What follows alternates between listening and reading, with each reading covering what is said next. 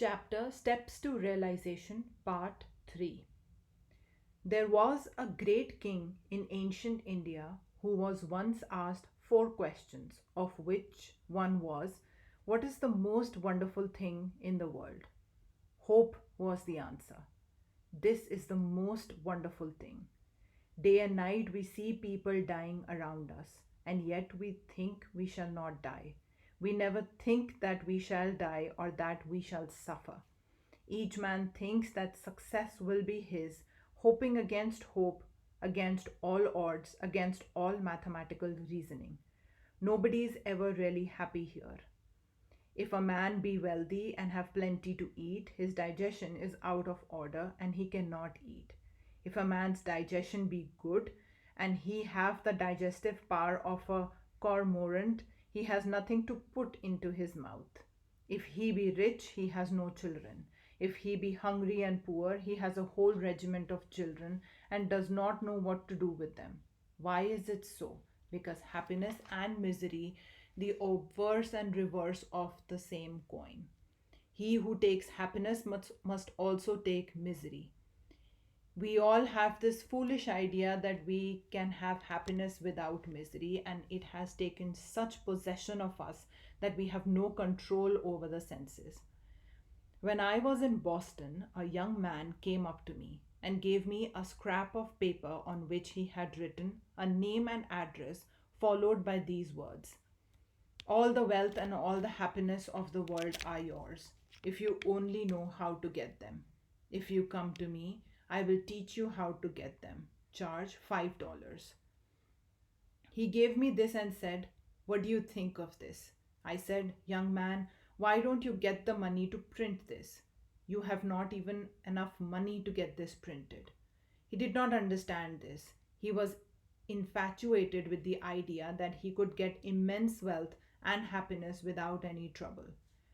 There are two extremes into which men are running. One is extreme optimism when everything is rosy and nice and good. Another extreme pessimism where everything seems to be against them. The majority of men have more or less undeveloped brains. One in a million we will see with a well developed brain. The rest either have peculiar idiosyncrasies or are monomaniacs. Naturally, we run into extremes.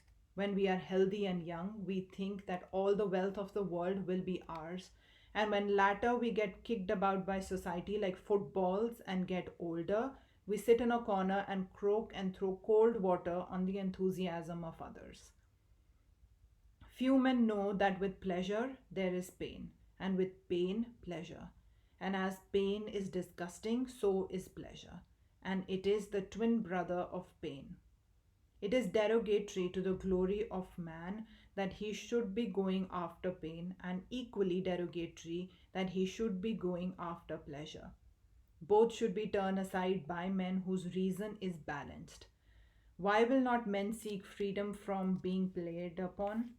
This moment we are whipped and we begin to weep. Nature gives us $1, again we are whipped. And when we weep, nature gives us a piece of gingerbread and we begin to laugh again.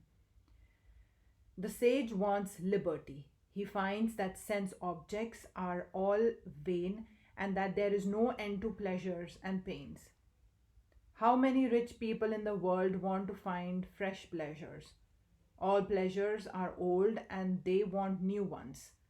Do you not see how many foolish things they are inventing every day just to titillate the nerves for a moment, and that done, how there comes a reaction?